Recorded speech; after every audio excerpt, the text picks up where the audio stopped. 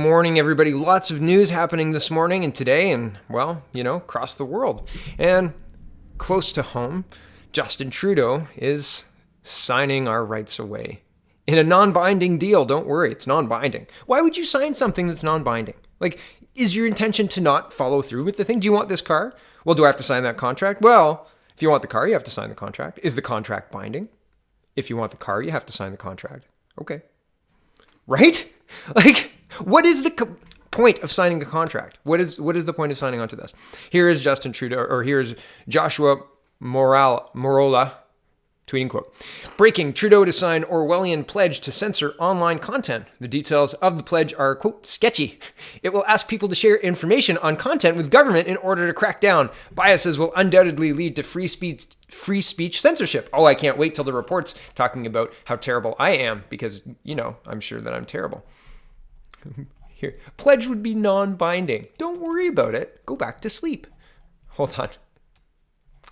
Prime Minister Justin Trudeau is expected to sign an international pledge in Paris Wednesday aimed at getting governments and social media companies working together to curb the spread of violent extremist content online. Trudeau is attending the Christchurch call meeting in Paris tomorrow. New Zealand Prime Minister Jacinda Ardern, sorry if I've got that wrong, who is chairing the meeting with French President Emmanuel Macron, is expected to cite the massacre of 51 Muslim worshippers in 2 New Zealand mosques in March as she pushes for a sweeping agreement to combat terrorist content disseminated on social media. In a press release announcing the Paris visit last week, Trudeau voiced his fear that the social media platforms increasingly are being weaponized, quote, as tools to incite, publish, and broadcast extremist violence and hatred. He calls for a, quote, coordinated global response to tackle the problem. And while the details of the non-binding pledge up for approval in Paris tomorrow are sketchy at this point, the New York Times reports it will call on social media firms to examine software that directs users to violent content and asks them to share more data with government authorities to find and eliminate violent extremist material. The summit came together, in the wake of gun attacks on 2 Christchurch mosques in March that left 51 dead. Video of the attacks was live streamed for nearly 17 minutes on social media and was subsequently uploaded thousands of times as social media companies struggled to remove it. The leader of the United Kingdom, Ireland, Norway, Indonesia, and Senegal, and the president of the European Commission will also be in Paris, along with high-level officials from Facebook, Twitter, Google, and Microsoft. All are expected to endorse the agreement. The United States, which has been reluctant to regulate the internet due to concerns about limiting freedom of speech, was not invited to attend the Christchurch Call Summit and is not expected to sign the pledge. And I'm going to leave it there. I don't think we should sign it. I think it's a mistake to be doing this. I think Trudeau already interferes too much in Google search results and too much in the internet, period. So I think hands off for him and for the rest of these Western leaders. I mean, Emmanuel Macron has had consistent protests in 2019 every Saturday against his leadership. That's not what I want to see my prime minister aligning himself with. And Miss Ardern, who has called for the gun ban in New Zealand, I don't want my prime minister aligned with her either. Ridiculous gun ban. It criminalizes legitimate gun owners and does nothing to actually solve the problem of criminal guns. Criminals aren't going to go, oh, no, the guns are banned. Did you guys know the guns are banned? Put them away. Put them back in the trunk. Send them over back to the United States, guys. Canada passed a law. Come on. Ridiculous. Here's the New York Times reporting. And I was talking the other day, and I've tweeted to Miss McKenna, I've tweeted to other people. There's a cost to these solar batteries that is environmental and is possibly more impactful than CO2, right? And I think that's worth exploring at the very least. And I think that it's interesting that nobody wants to talk about what happens to the batteries. How are the batteries manufactured, number one? How do the batteries manufactured in China get to Canada or the United States for production and being put together into a final product, which happens in the Tesla factory, right? They put it all together and they sell it. The batteries last for 10 to 12 years or 200,000 kilometers or whatever it is that you get in a Tesla. And then you have to get rid of the battery. And what happens to the battery? We're going to find out. But more to the point, lead acid batteries are what usually goes with solar cells. And if you are using a solar cell, the most efficient way to store that power, I think, is still the lead acid battery bank. Like if you have a bunch of batteries, you can store more power for longer, more reliably than, say, a Tesla Powerwall, for example. I don't actually know. I don't have the data on that. Tesla Powerwall may be just as good as lead acid batteries. But before Tesla came around, you could have cabins with wind power or solar power that did lead acid batteries. And again, they last for a limited amount of time, and then the acid goes somewhere, and I'll tell you where, and the lead goes somewhere, right? So, and production as well, right? Production of these things is CO2 intensive, is not free, shall we say? Here's the article. In developing countries, trash doesn't easily disappear. So this scene of formal garbage collection, I start halfway through the article, I apologize. The link is in the description though. Back to the article. This scene of formal garbage collection signals progress in Dar es Salaam, East Africa's largest city. But complicating the trash disposal problem is the increasing amount of electronic waste. E-waste includes everything from computer monitors to television sets to cell phones and beyond. Regular garbage collectors are not equipped to deal with e-waste, and much of it is stored in warehouses or scavenged for recyclables, then dumped. Solar energy products that help low-income rural people without electricity are also adding to the e-waste blight. As solar energy booms in the region, so do expired lead-acid batteries for rooftop solar panels and lithium batteries for solar lamps. E-waste can damage the environment by leaking dangerous chemicals into groundwater and harm people who scavenge recyclable materials by hand. Here, I scroll down. In Tanzania, quote, "There's no training for hazardous materials," said Alan Sidith, general manager of Green Waste Pro, a waste management company here that does not deal in e-waste. In Dar es Salaam, for example, laborers who collect heavy lead acid batteries used in cars, power backup systems, and rooftop solar systems frequently break them open with machetes and drain the acid into the ground by hand. Then they sell those batteries to factories that melt lead scrap in furnaces to be resold. Hashtag green energy. Back to the article. The process pollutes the soil and water with lead, which can lead to brain damage and other health problems, according to a report from Phoenix Recycling, link is in the article, which operated briefly in Tanzania. Water and soil around the Mississippi, sorry if I got that wrong, river are already polluted from battery, steel, paint, food processing, and other factory waste. According to a paper published in 2018 in the Journal of Scientific Research and Reports, samples showed levels of chromium, copper, and lead far above the World Health Organization safety levels. The chance of having contaminated groundwater is very high, said, I'm not going to try that, Shanzi, Mr. or Mrs. Shanzi, an engineer at the Water Institute in Dar es Salaam, who wrote the paper. I'll scroll down a little bit here.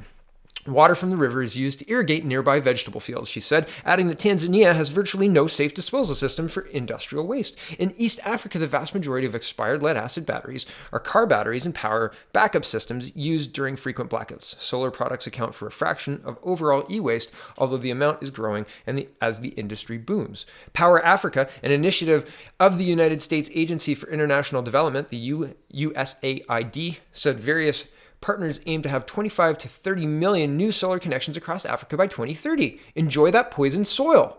Scroll down. However, the lithium batteries and solar lanterns are difficult to recycle. They're often dumped or even burned with other trash.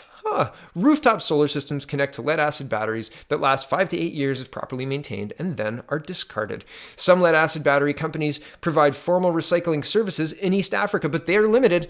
There are not sufficient facilities with robust health and safety standards to handle lead-acid batteries, acknowledged Drew Corbin, program manager at Gogla. Solar companies, industry donors, and investors are starting to address e-waste, especially because environmental pollution and health risks are undermining their green brand. Imagine that, eh? Imagine that. I scroll down.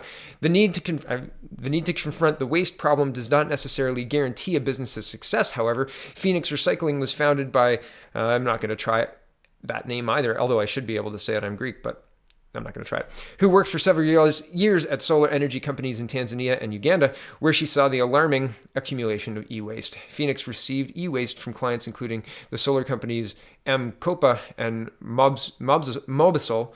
It sent direct-to-recycle circuit boards and lithium batteries to Belgium and solar panels to South Africa, Israel, and Belgium. A lot of e-waste must be sent abroad for proper recycling that meets international standards. Phoenix also receives conventional recyclable materials like plastic and paper. Case in point, Phoenix closed down last year partly because of, quote, the lack of investors willing to fund waste companies and a hesitation from companies to pay for their waste because of lack of regulation or lack of enforcement, explained explained the madam.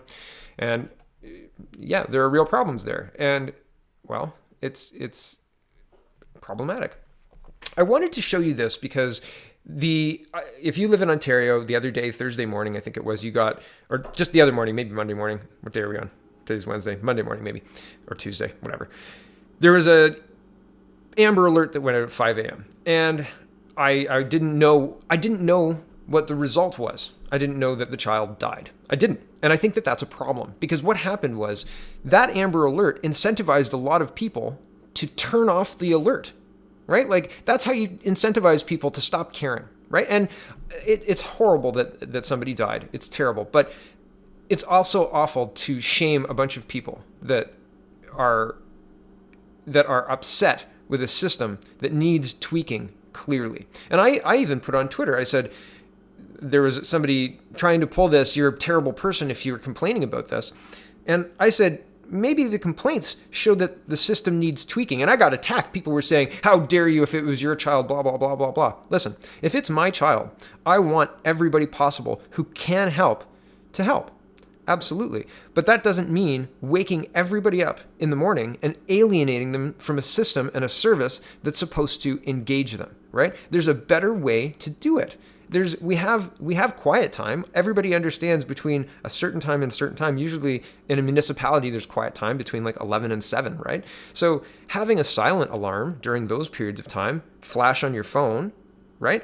I don't understand why people aren't willing to talk about tweaking the system, and instead they focus on shaming people. And the shaming people became the bigger story. The headline is, "You are horrible people," and somebody died. Come on. Like, really, bury the lead. It's terrible, right? It's terrible. So that's why I'm showing you this. People need to be able to have hard conversations without resorting to, you're a bad person. We need to be able to tweak a system to not alienate an entire province. Use your head, people. Like, you've incentivized people to find a way to turn it off. That's all you've done with this. And shaming people into saying, oh, I guess it's fine that they sent it out in the middle of the night. No, it's not. It's disrespectful and rude. And regardless of the outcome, I think that a system that engages people and is respectful of people is better than a system that bludgeons people over the head with it. Right? That's just my opinion. And maybe I'm wrong, but let's have a talk about it. Let's have a talk about improving the system instead of a knee-jerk reaction of saying, you said what? You're terrible. No. I'm saying we can make improvements. I'm saying there's always room for improvement. So here's the article. You are horrible people. You are horrible people. I mean that. I am not being facetious or wry. You are not good people. And by you, I mean everyone in Ontario who has been griping about the Amber Alert that woke most of the province up late last night, early morning. A family in Brampton, Ontario called the police Thursday night because their daughter was missing. The police immediately began to search for the girl and sent out an alert to the public.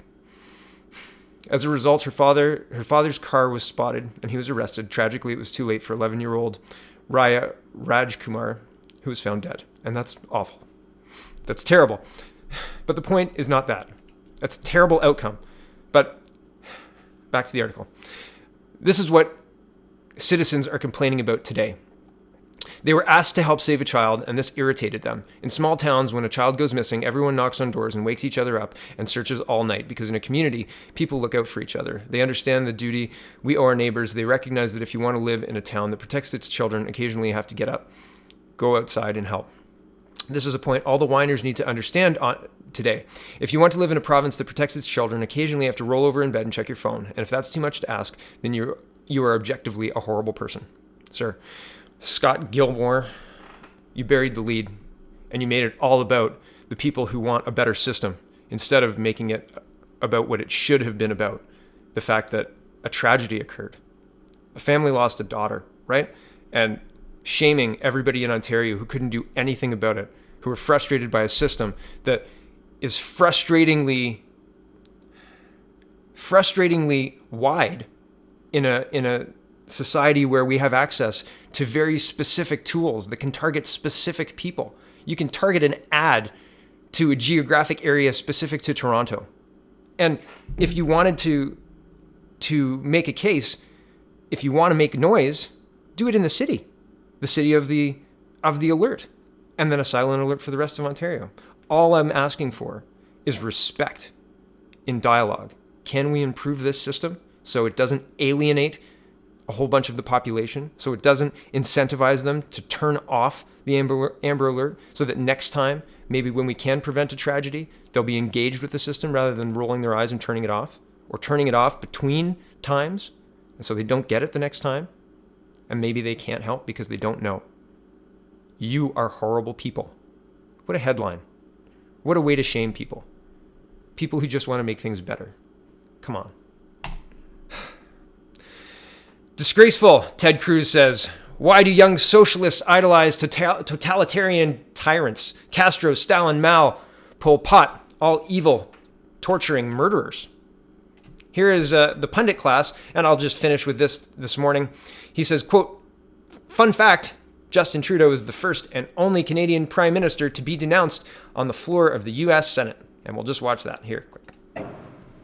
Mr. Trudeau praised Castro as a, quote, larger-than-life leader who served his people for almost half a century, and a, quote, legendary revolutionary orator who, quote, made significant improvements in the education and health care on his island nation.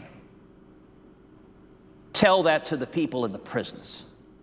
Tell that to the people who have been tortured and murdered by Fidel Castro. So, there you have it. Denounced on the floor of the Senate. And it was a while ago. It was in, I don't know what day it was. Actually, I thought it was a while ago, but I could be wrong. I thought it was 2016. The original tweet was in 2016. So I don't want to misrepresent. He wasn't recently denounced. It was a little while ago, but that's new to me. So have a wonderful day, everybody. Thanks for watching. Check out the People's Party of Canada.ca because you know what? 5% might get the balance of power. 5% might be the difference between the government standing and us going back to another election, or people working together to get something done and not, right? Balance of power is an important position in Canadian politics, and so is official opposition. And really, do you trust Justin Trudeau to be the official opposition even? I wouldn't trust him to water my plants. Nope. I wouldn't trust him to walk my pet rock. Promise. Thanks for watching, everybody. Check out the People's Party of Canada.ca. Have a wonderful day.